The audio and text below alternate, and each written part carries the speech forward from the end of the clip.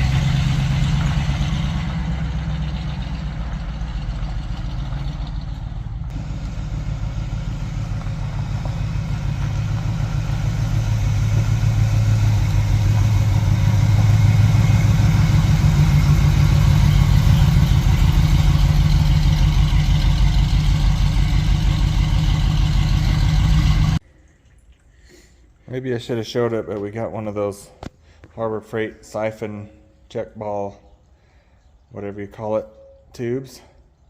Trying to pull the gas out of it. Took a little bit, but to get the check valve down in the right spot, but looks like we're siphoning gas.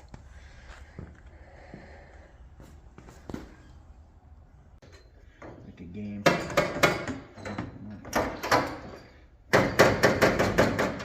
That's like hitting metal.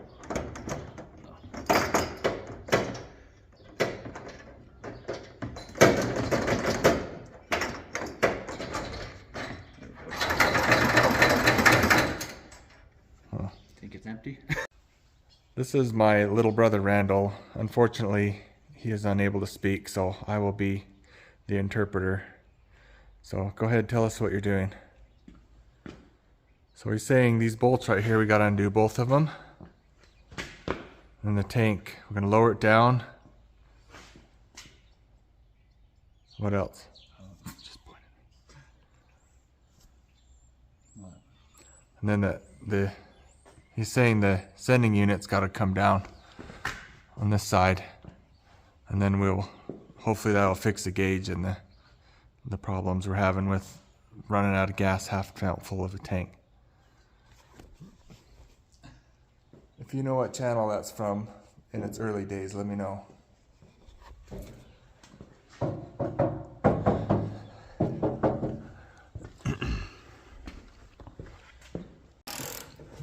While you're cranking those bolts off, why don't you give us a quick history on the car? And you got to talk loud because I don't have very nice equipment. It's just off my phone. Do I have to talk between the ratchets? Yeah, I'll just go. So, about 2000. No, when I was about 19, no, younger than that, 17, 18.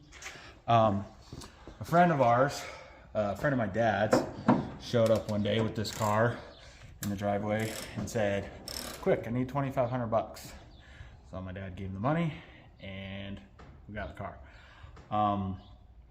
It had different wheels on it. It was painted different. It looked okay, but once we got digging into it, we realized it wasn't. It was originally a V6 car, or straight 6 car, sorry. That weird aluminum block they did, and a manual, but when we got it, it was a 400 high output and automatic. And over the next few years, I did a bunch to restore it, get it ready for paint. Yeah, instead of getting the CUDA running while I was gone on my mission, they dinked around with this car. And I regret nothing.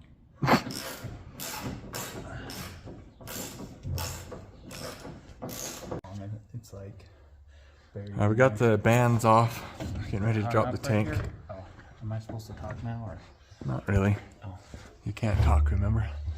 No, yeah, you can talk. Oh, we're gonna undo the fuel line? Yeah, but these should rotate to make it easier. I guess we gotta bend them. It's not a big deal. Spray some juice up on them. Oh no, wait. No, it's not round. So I think we'll just. Oh, yeah, just bend out of the way. Okay, see, this is. I don't understand this. I don't think you're supposed to Ground it to that? ground it because I think it's already grounded, and there's no wire going. Mine, the Cuda has. It grounds through the fuel line or something. Like there's a little strap between the fuel line and the sending unit to go over the rubber hose that connects it. Right. But get it down, take a look. We thought it would just wiggle down kind of like the Mopars, but there's 2 clamps in there. We're trying to loosen. Just ignore those dents right there. They get hidden by the license plate. Yeah. We do have a lot of Mopars. We are big Mopar fans, but we like GM stuff too. We don't talk about Fords. All right, got the tank dropped out. Wasn't too bad. Once we figured out how it comes out. So still a lot of gas in there, but now we can get to the sanding unit. See what's going on. Wait, which one do I? Just Because this looks like a little latch thing that's got to be pushed down. just the notch is like right here. Yeah, but I wonder if I have to keep that pushed down or not. I'll just hit it. You need a real hammer though, not a rubber hammer. I don't want to hit it too hard. I'm supposed to be using a brass punch because of fumes, but I don't have one, so. Nobody does that, just hit it. All right. Well, that's not part of it. That's a sending unit to line it up. So I see. Need to. It's doing the wobble. Yeah.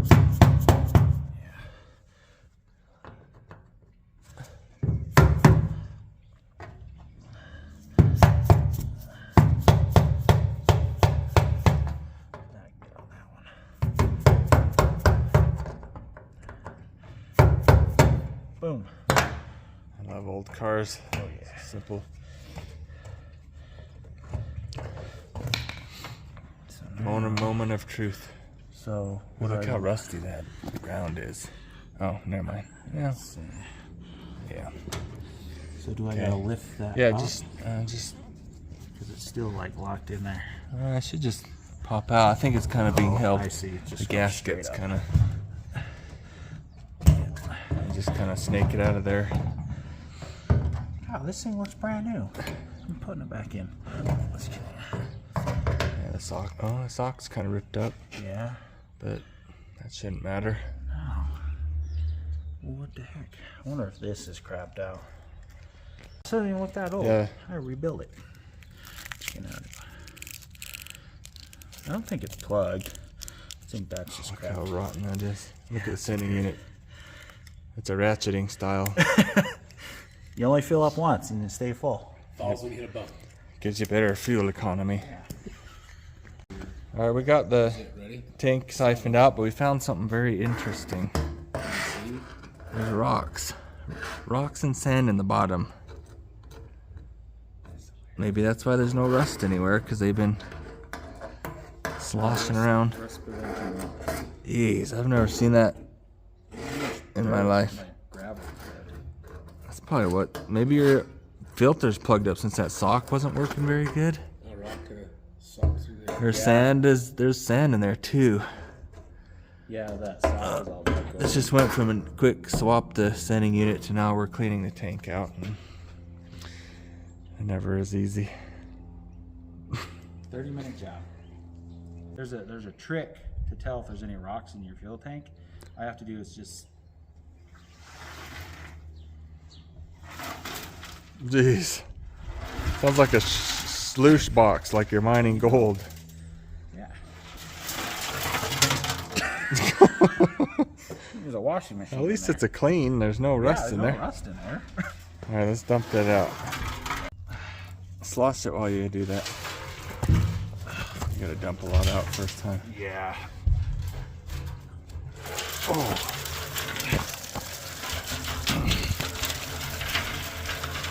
I don't know if there's any gold in there. I can't believe It's it. like someone's retirement plan right here. I know. It's messed up.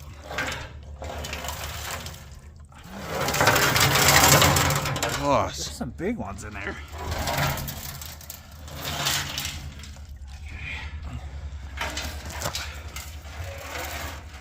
Keep doing that, I guess.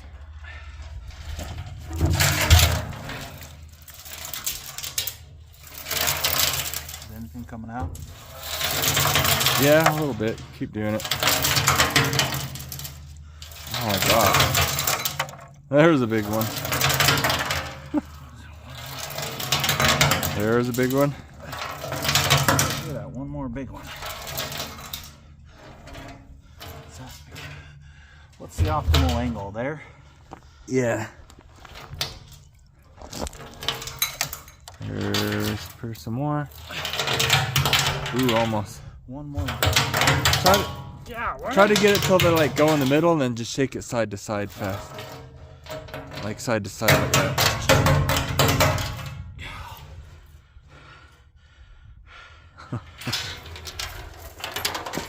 Unbelievable.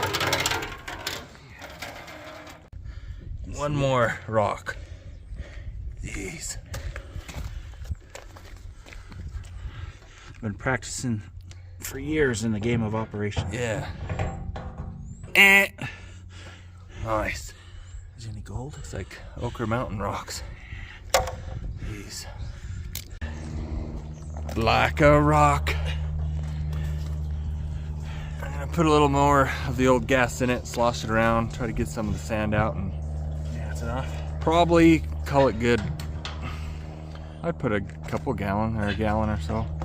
Get some good slosh. Try not to overfill that pan since we are totally. All right, we got all the gas or rocks and sand out we could. Still here a little bit, but it's probably as good as a typical old car on the road. So we're gonna slap the new sending unit in there and see how she runs. That could be all the problems we were having with. I mean, it would act like it was running out of gas after driving a little bit. The fuel gauge wasn't working because there's sand and junk caught up in the old sending unit like you saw. So we're excited. This could be a big improvement on this old fire chicken. Old bird. Start this crap in here. Okay, new sender is ready to go in. This is why I love these old cars. So simple, no return lines. I'm all about the mechanical fuel pumps. No Simple. plastic. Why would you take something so simple and make it not that way? Nice drop. Because then anybody can work. Oh, we gotta grease up this lock ring a little bit. Okay. Let me grab some of that. Try to line this up.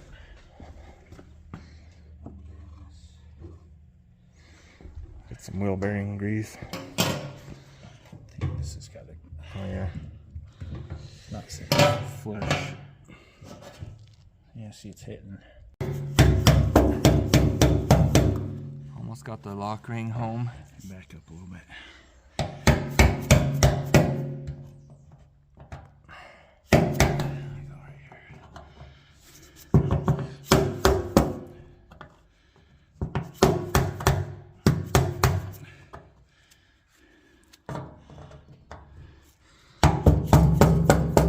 Closer. One more.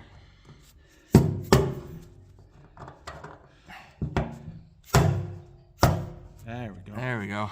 It's home. Guaranteed not to leak. 100%. This tube was, look at that. It's kind of bent out. It's not fitting very good like the original, which is very shocking, right? With the aftermarket parts. Totally shocking. But it'll work good enough for the girls we know, I guess. I'm not worried. All right, I got the fuel tank back up in there. Mounted up, everything went good, real smooth, fit good. We found another issue over here by the muffler. Do you got light? Let's get some light on that. I don't know what's over there. That piece of fuel line there. It's all falling apart. It's way too close to this muffler. And that's not good. So we're gonna replace that chunk of fuel line. That could have been letting air suck in maybe. Maybe pieces on the inside falling off, plugging up the filter and stuff. So we shall replace that right now.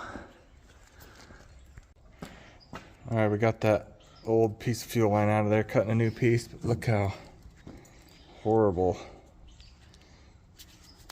Here. We don't think it was coming apart inside, but Look at it this. had to be. The ends are all hard. Pretty sure it was leaking, sucking air maybe. Yeah, you could tell it's kind of wet around it from weeping. Jeez. Yikes. That'll feel good to have that done good. New hose is going on. We don't actually know. Somebody cut a chunk out of the fuel line, put a rubber hose in there for some reason. But this axle, I don't know what this came out of. It's not the original to the car. I don't know a lot about GM stuff, but it's always made a really annoying howling sound. And look at this play. A lot of play. Yeah. Yeah, See? So she's worn.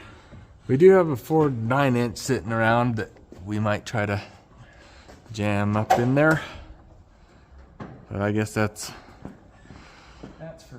for future projects.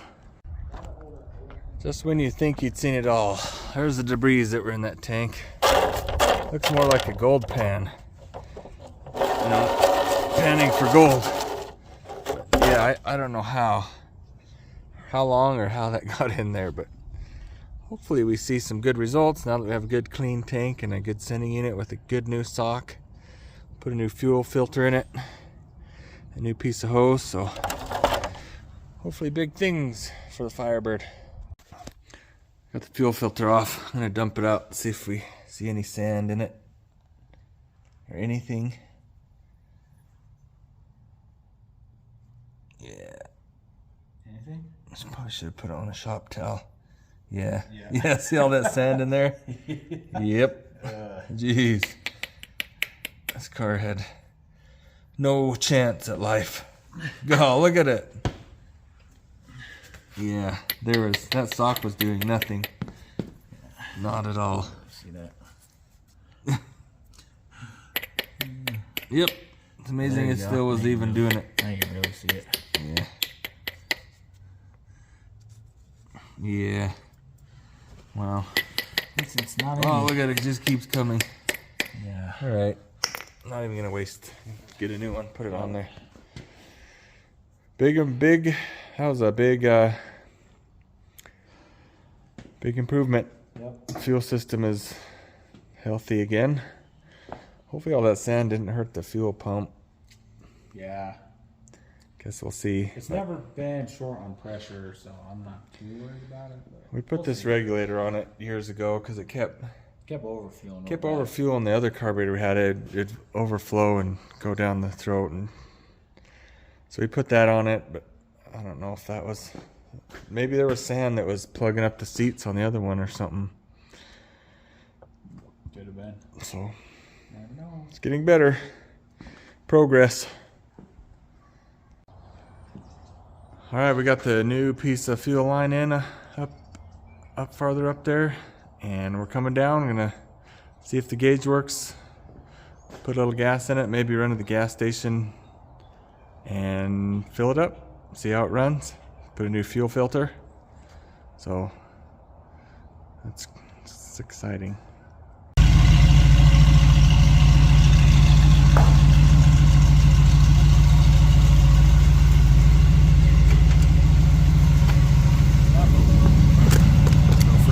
Test ride. Oh, one of the other things I ordered is new rubber. The one brake light, tail light still only works. It's probably filmed inside. I couldn't get them to twist and snap.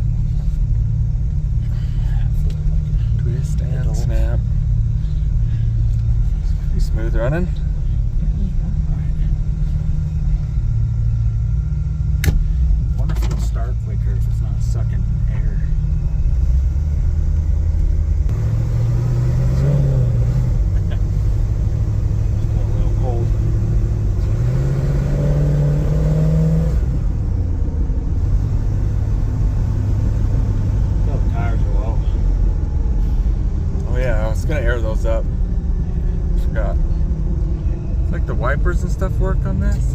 I think so.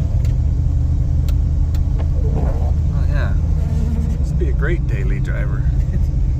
Driving all the way to work every day. I like the view over the hood. Oh, Man, cut the corner. jeez. Must be a woman driving. Did I say that out loud? So bumpy. Oh, he looks horrible on camera. Dirty. Look at my rear view. Oh yeah. One of those. Where's mine? Oh yeah. Headliner, I think, is original or was I think it is. replaced long time ago. We put new upholstery on the seat, new carpet. Did you do the dash? I don't think I did. I don't remember doing that. Looks nice.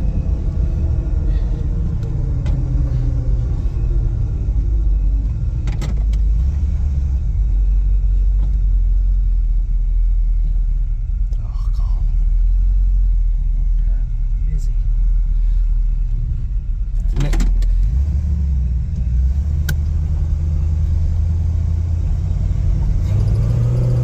Still cold. Raining on us. Oh man. That's part of the problem is it doesn't kick down, huh? Yeah. Oh, it did, didn't it? Yeah, you just gotta get warmed up. It's vacuum operated on this Pontiac. Great. I actually have to use the wipers.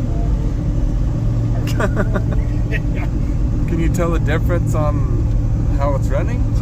It seems to idle smoother. Like it's not starving for fuel. Yeah.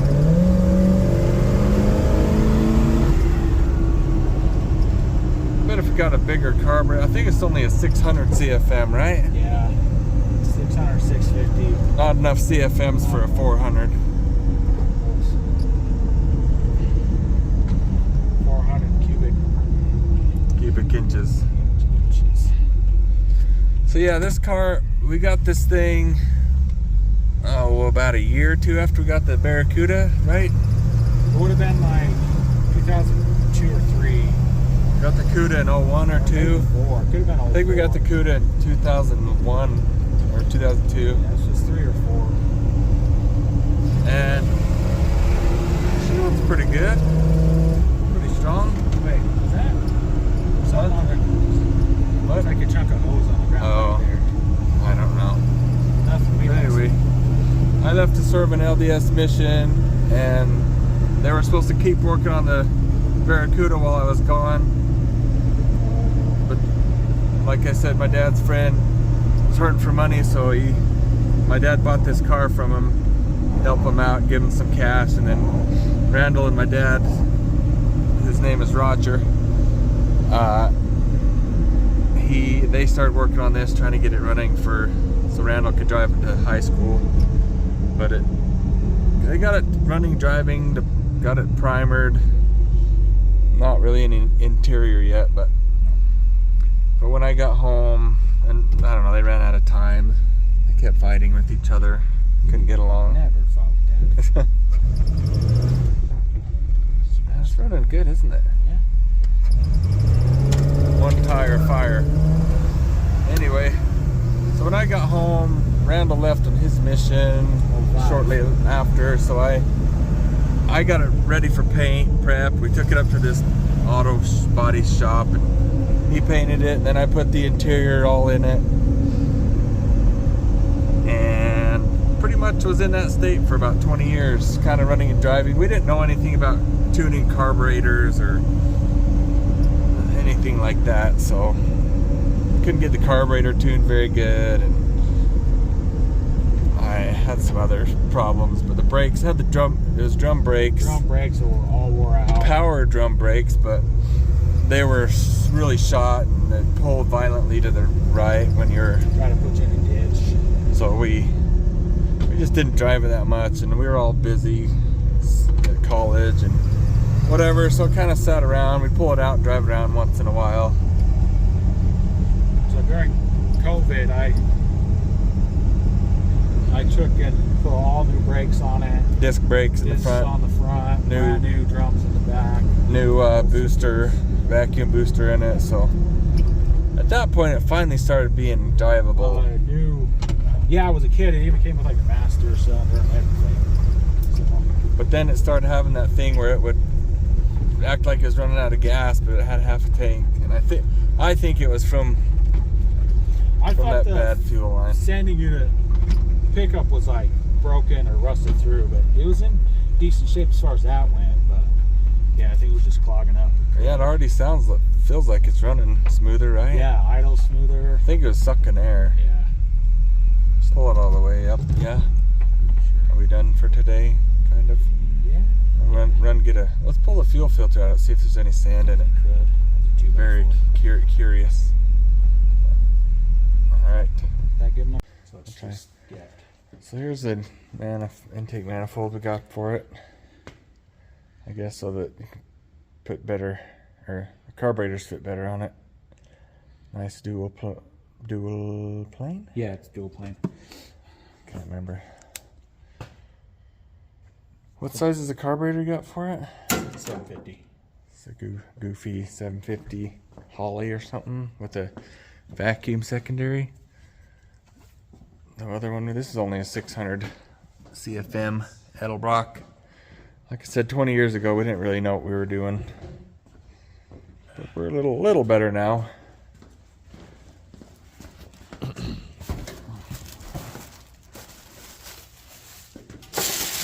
Anything goofy. It's just Vacuum secondary, which is fine for a street car. Is it a Holly? yeah. It wasn't even that much. Not like a Brawler or something? No, right here. I don't remember exactly why I picked the model number I did. Oh yeah, 750 CFM, which is okay.